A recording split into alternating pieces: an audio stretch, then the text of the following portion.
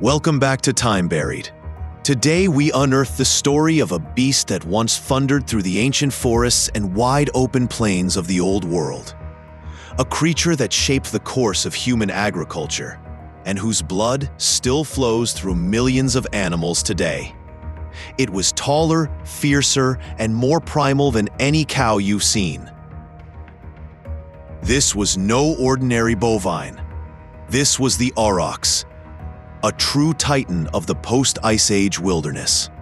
And though it has long since vanished from the earth, its legacy lives on in our farms, our history, and even our DNA. The AUROCHS, scientifically named Bos primigenius, emerged during the Middle Pleistocene, an epoch that began nearly 800,000 years ago. The exact point of origin is still debated, but the oldest known fossil traces come from Tunisia, in North Africa. This discovery has led many experts to believe that Bos primigenius, and perhaps the entire genus Bos, originated in Africa before expanding into Eurasia. Asian origin, citing a potential evolutionary link with the older Bos acutifrons from the Indian subcontinent. What is clear is that once it evolved, the AUROCHS became one of the most widespread and influential large herbivores of its time. By 500,000 years ago, AUROCHS had firmly established themselves in Europe. Fossils have been unearthed in central Italy dating to that era. From there, their range eventually stretched from the Atlantic coasts of Iberia to the islands of Japan. These powerful animals also thrived across northern Africa, though always above the Sahara, and through much of temperate Asia. The AUROCHS preferred habitats rich in vegetation, grassy steppes, forest edges, and wetlands. They were versatile feeders, capable of grazing on tough grasses, as well as browsing shrubs, twigs, and acorns. In short, they were survivors, resilient and adaptable to the changing ecosystems of the Ice Age world. Though their silhouette bears some resemblance to modern cattle, the AUROCHS had a distinct and striking build. Their skulls were longer and more robust, giving them a noble and imposing head profile.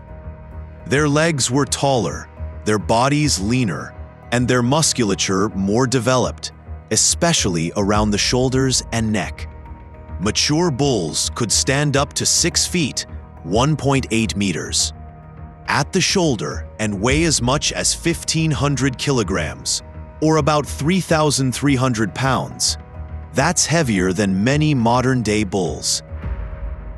Sexual dimorphism was extreme. Males were significantly larger than females, and coloration differed as well. Bulls were typically black with a pale dorsal stripe along the spine, while cows displayed a reddish-brown coat. AUROCHS lived in social herds, especially during the harsher seasons of winter. In summer, these groups likely fragmented into smaller units. Much like modern wild bovids, they established dominance hierarchies through physical combat and visual displays. Both bulls and cows participated in these confrontations, though during mating season, battles between males were particularly brutal. Evidence from fossil remains indicates that some of these fights turned deadly. Calves were usually born in spring and stayed close to their mothers until strong enough to integrate into the herd.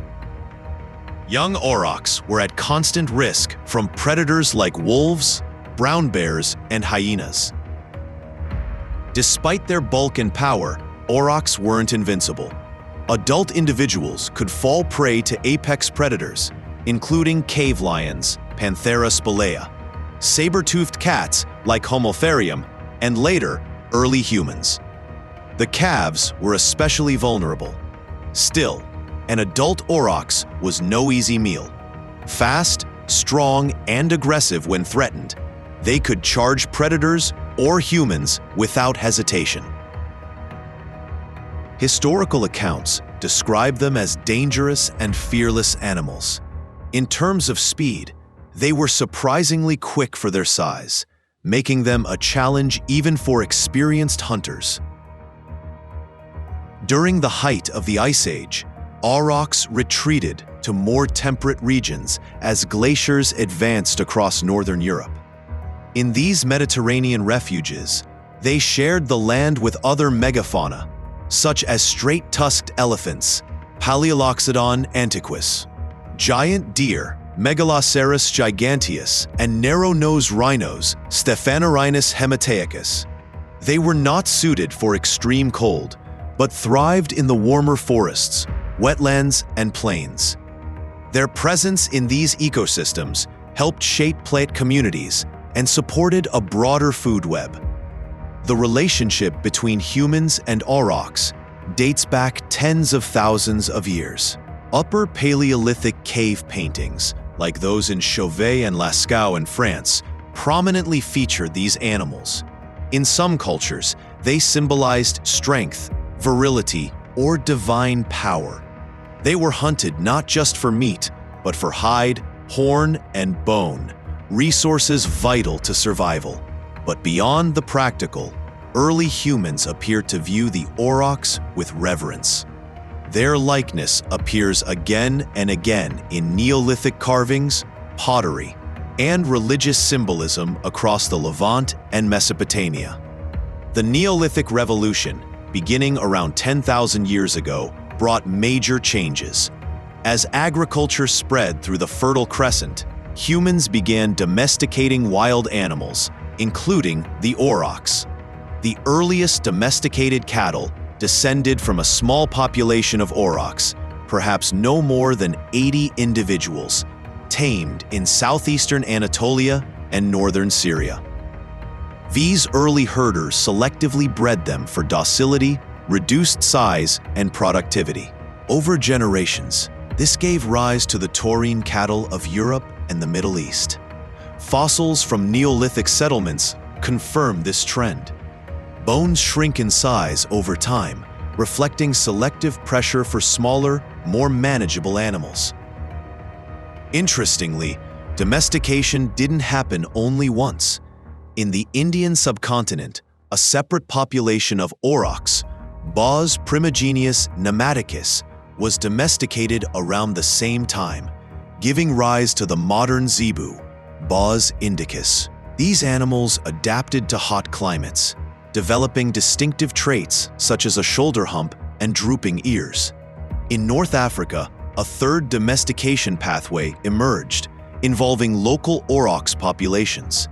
The cattle of sub-Saharan Africa today carry a genetic mix of taurine and zebu ancestry, reflecting this complex history.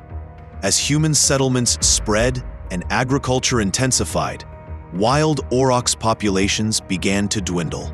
Habitat loss, overhunting, and competition with their domestic descendants pushed them further into remote woodlands and wetlands. In places like the British Isles and southern Scandinavia, the last aurochs disappeared around 3,000 years ago.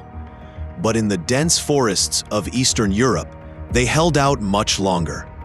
Nobles prized them for hunting, which ironically may have prolonged their existence, though it also hastened their decline. By the 17th century, their range had shrunk to a few protected forests in Eastern Europe, particularly in Poland's Yaktoro forest. The very last known aurochs, a female, died of natural causes in 1627. Or so we thought. In 2020, a horn core unearthed in Sofia, Bulgaria, was dated to the late 17th or even early 18th century, raising the possibility that scattered individuals survived longer than previously believed. The 20th century brought attempts to bring the aurochs back, at least in form. In 1920s Germany, the Heck brothers undertook a breeding project to recreate the aurochs using domestic cattle breeds like Spanish fighting bulls and Hungarian steppe cattle. The result? Heck cattle, tall, wild-looking, and hardy, but far from true aurochs. Though they bore a superficial resemblance, Their DNA, size, skull shape, and horn orientation all differed. Some modern conservationists continue to explore backbreeding programs, hoping to restore an aurochs-like animal to rewild Europe's ancient forests. Projects like Tauros and Urus aim to combine genetics with selective breeding to bring the spirit of the aurochs back.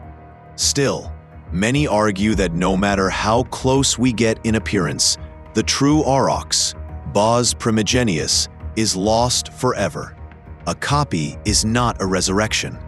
Ironically, as the wild aurochs faded, its descendants multiplied across the globe. Today, over 1.5 billion domesticated cattle roam the earth. They feed us, clothe us, and shape our landscapes, often at the cost of biodiversity, carbon sinks, and wild ecosystems. The aurochs extinction is a direct result of our success with its descendants. The wild gave way to the tame, and in doing so, vanished. The aurochs was more than an animal.